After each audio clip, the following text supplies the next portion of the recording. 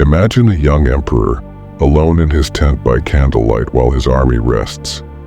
Despite commanding the most powerful empire in history, he writes not of conquest or glory, but of the daily challenge of mastering himself. The obstacles to action become the path forward. Marcus Aurelius had no idea his private journals would survive for 2,000 years, inspiring millions. He understood that true success, the kind that endures through chaos and challenge, comes from within. And he wasn't alone in this wisdom. Today we'll uncover 6 ancient secrets of success, habits so powerful they've transformed lives across 2 millennia. But before we dive in, let me ask you, have you ever wondered why some people seem unshakable while others crumble under pressure? These rare individuals grow stronger. What's their secret? The answer lies in a philosophy that shaped emperors and slaves alike, turning obstacles into opportunities. I'm talking about Stoicism, but not the emotionless Stoicism you might have heard about. No, this is the real deal. The practical philosophy that has quietly shaped some of history's greatest achievers. Here's the fascinating part. When you study the habits of successful people today, whether billionaire entrepreneurs, championship athletes, or groundbreaking artists, you'll find they unconsciously follow these same ancient principles. But here's the catch. Most people get it wrong. They chase success as if it's something out there to be caught. The Stoics knew better. They understood that real success is built from the inside out, through daily habits that reshape who you are. Let's begin with the first habit. Hard work, but not in the way you might think. Picture a young man in ancient China. Every day, he stares at a massive mountain near his village. While others see an immovable obstacle, he sees a challenge. Armed with a pickaxe, he begins chipping away. People laugh and say, "You'll never move that mountain. It's impossible." The old man smiles and replies, "I may not finish in my lifetime, but the mountain is getting smaller every day and my determination grows stronger. I have sons, and they will have sons. The mountain doesn't stand a chance." This story traveled through Chinese history as the tale of the foolish old man who moved mountains. But most people miss the point. It's not about the mountain. It's about what happens to you when you chip away at it every day. Epictetus, a former slave who became one of history's greatest philosophers, said, "Don't tell me what a man's principles are. Tell me what he does and I'll tell you what his principles are." This is where modern hustle culture gets it wrong. It's not about working yourself to exhaustion. It's about showing up every day with purpose, knowing that each small action reshapes your circumstances and character. Think about it. Every time you choose the harder path, whether it's the early morning, the extra rep, or the difficult conversation, you're not just working. You're building something far more valuable than success. You're building the internal strength that makes success inevitable. Now let's move to the second habit, patience. I'm going to share a story you might not have heard, one that changed the course of Arabic literature. Al-Mutanabbi, now considered one of the greatest Arab poets, spent his youth wandering the deserts of Syria.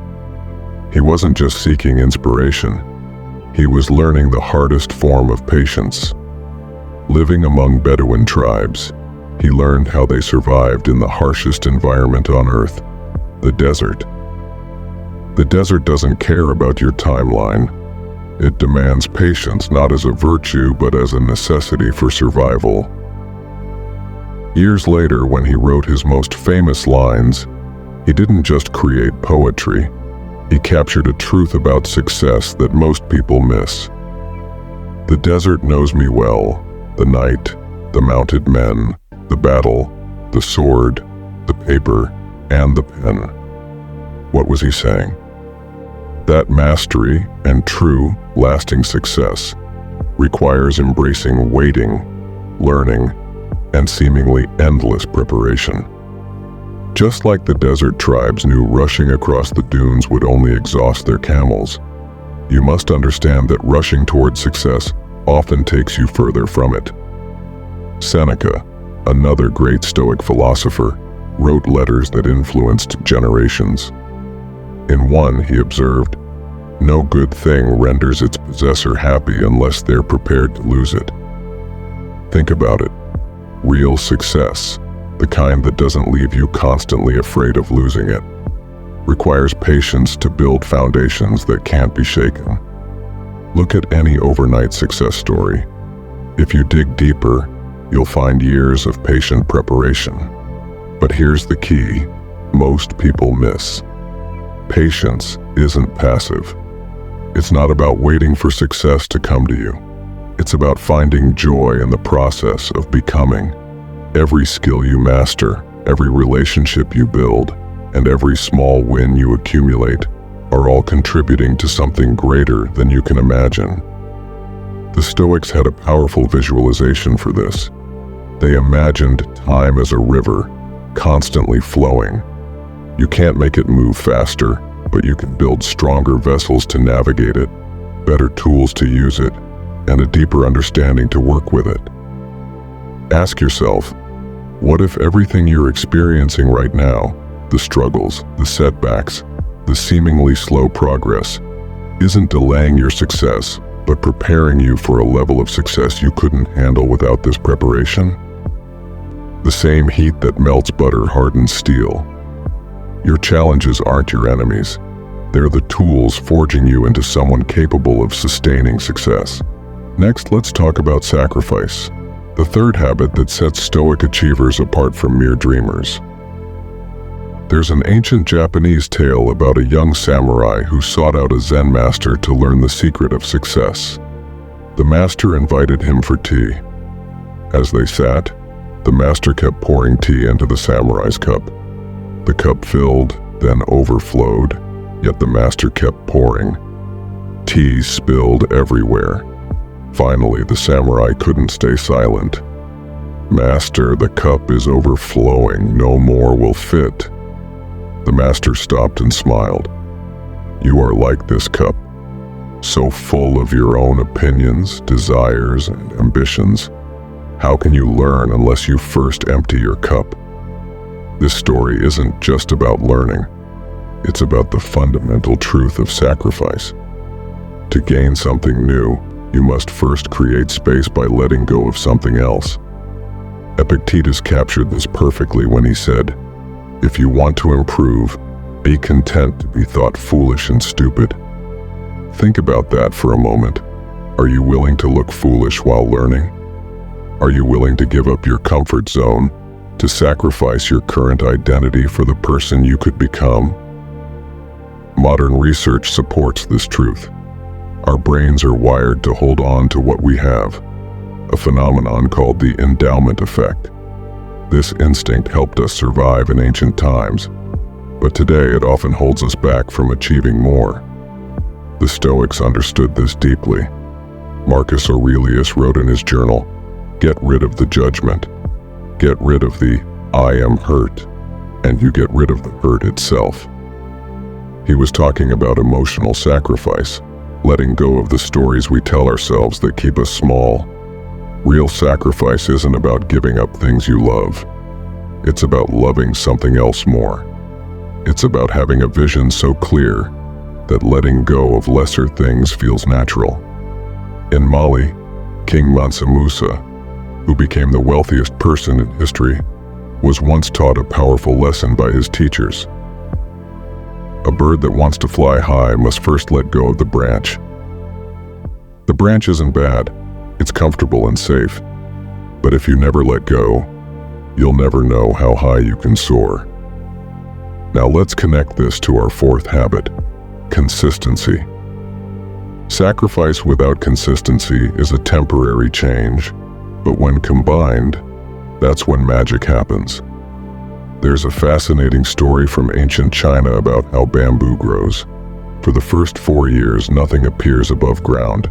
The farmer must consistently water and tend to what seems like empty soil. But underground, the bamboo is building a root system. Then, in the 5th year, it shoots up 90 feet in just 6 weeks. The question is, did the bamboo grow 90 feet in 6 weeks, or did it grow 90 feet in 5 years? This is where most people misunderstand consistency. They see the sudden growth and think it's a miracle, but they don't see the years of invisible growth beneath the surface. Zeno, the founder of Stoicism, taught this principle by comparing philosophy to a fertile field, one that produces consistent, reliable nourishment, not pretty flowers. Modern neuroscience backs this up. Every time you repeat an action, you strengthen neural pathways. This process, called myelination, is like paving a dirt road in your mind. The more you use it, the smoother and faster the road becomes. The Stoics didn't know about neuroscience, but they understood this truth through observation. Musonius Rufus, known as the Roman Socrates, said, "Habit is strengthened by practice, and more practice makes it stronger still." He taught that excellence isn't an act but a habit formed through countless repetitions. Now think about this. Every time you show up, even when it feels like nothing is happening, you're laying the groundwork for something extraordinary. You're not just building a habit, you're building yourself. The key isn't perfection, it's persistence. So let's move on to our 5th habit, discipline. The Stoics understood something that modern self-help often overlooks. Discipline isn't about constant struggle. It's about creating systems that make success almost inevitable. Take Odysseus, for example. When he sailed past the island of the Sirens, he didn't rely on willpower alone. He had his crew tie him to the mast and fill their ears with wax.